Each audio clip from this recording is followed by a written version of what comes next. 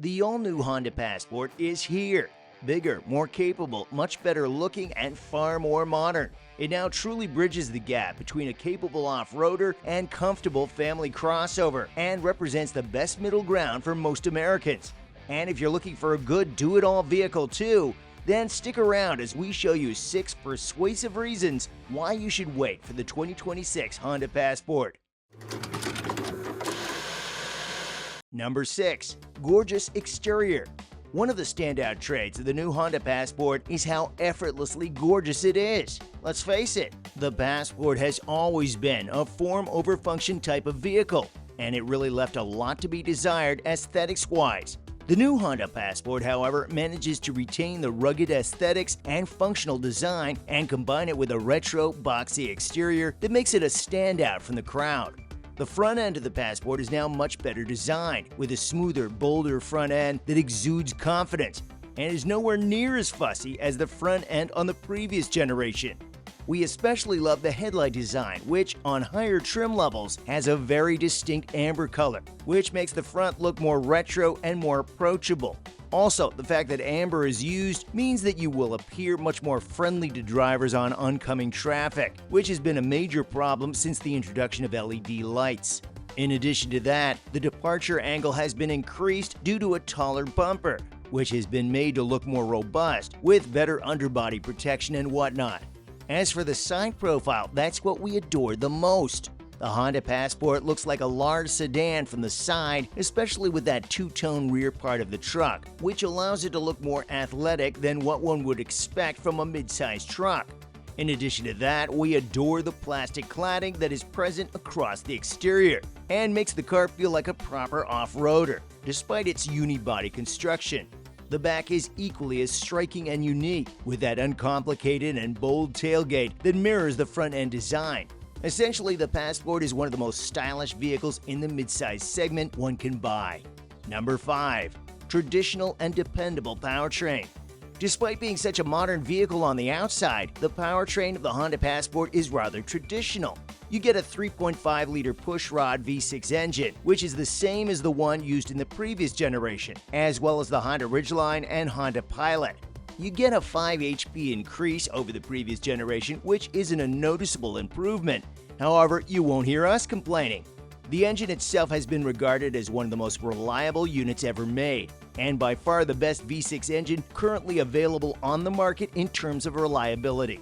This engine will certainly live for hundreds of thousands of miles without ever worrying about it, which can't be said for Ford's, Chevy's, and especially Stellantis' 6-cylinder engines. The biggest challenge to the powertrain will be its transmission, which has been changed from a 9-speed to a 10-speed box, which is a marked improvement.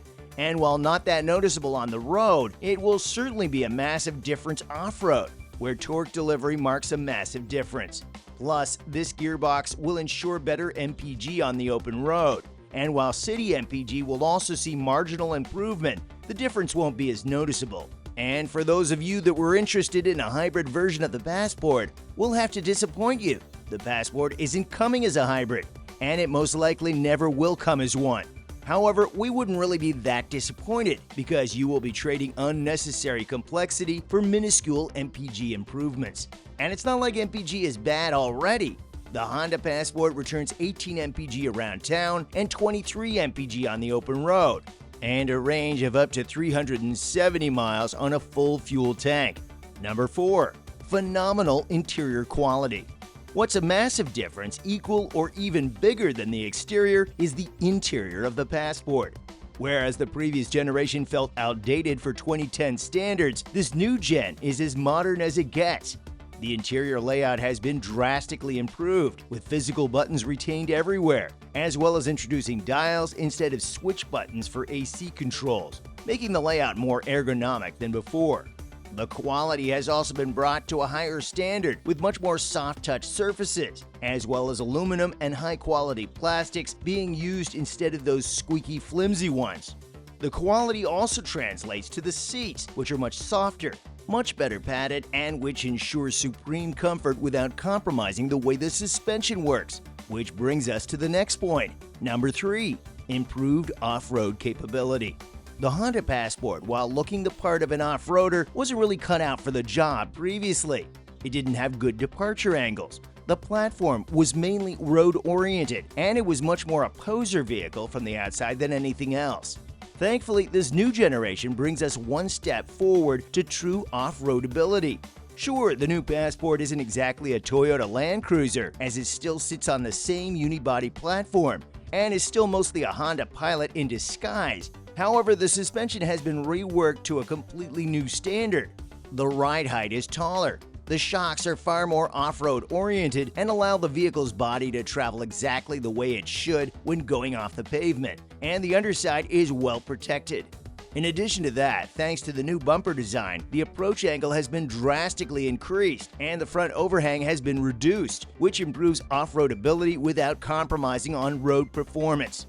In addition to that, the fact that some models, like the Trail Sport, come with heavy-duty recovery hooks, all-terrain tires, and other goodies certainly help drastically. All in all, while not a heavy-duty off-roader, the Honda Passport's new generation is sure to satisfy those of us that need a Swiss knife type of vehicle, instead of something that is just off-road oriented. Number 2. Cutting-edge tech. Despite its retro exterior, the Honda Passport is as cutting-edge as it gets on the inside in terms of tech. You get a 10.2-inch digital gauge cluster as standard, which is paired to a 12.3-inch infotainment screen fitted atop the dash. Now, unlike most other vehicles that just use a one-panel system that Mercedes and BMW made popular, the infotainment screen and the gauge cluster are divided, which allows the interior to look more natural and more comfortable. Apart from that, you get all the standard goodies you expect from a car like this. Heated and cooled seats are available, a 12-speaker Bose sound system can be optioned out, and despite its traditional design, everything you can use is very contemporarily fitted. Additionally, you also get several advanced driving assistance features, such as adaptive cruise control, lane departure warning, lane keeping assist, rear cross traffic alert, and many other stuff, with Trail Sport models also getting a trail watch camera and special readouts for roll, pitch, and elevation for greater performance off-road. Number 1. Pricing is very good. Here comes the interesting part. Price. One would expect that a vehicle of this caliber, with equipment and capability that's as impressive as this, would cost a lot of money. However, that isn't the case. The Honda Passport costs way less than you would expect, especially compared to its rivals like the Toyota Land Cruiser.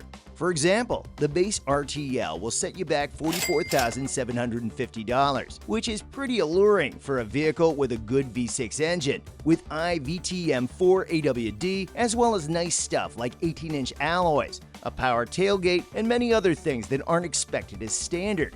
You can get a towing package, which adds an integrated Class 3 trailer hitch, and that will set you back $700 over the standard RTL. The Trail Sport starts from $48,450, and for that kind of money, you get all-terrain tires, off-road suspension, high-visibility recovery hooks, a heated windshield, skid plates, a bespoke interior that's off-road oriented, and many other things, all of which will set you back $48,450. The Trail Sport Elite is $52,450, and for that kind of money, you get the 12-speaker Bose premium audio system, heated and ventilated front seats, integrated rear door sunshades, bespoke seats with unique quilting, as well as a second tradition trail winch to further improve your trailer towing convenience. You can also get a blackout package for all these trims, which is $1,200 more for every trim, and that just isn't worth it, because you just get black accents for the money. Now, this all might seem like a lot of money. However, you really are getting a unique vehicle with very unique capabilities for the money. Really, the only vehicle that can rival it is the Land Cruiser and the Land Rover Defender, which offer similar on-road comfort, all while being marginally better off the beaten path. And either of these two will set you back over $10,000 more from the get-go. And while we do love the Land Cruiser, we don't think that the premium over the new Passport is worth it. Essentially, in our opinion, the Passport is by far the best middle-of-the-road vehicle for those of us that need a do-it-all vehicle for not that much money.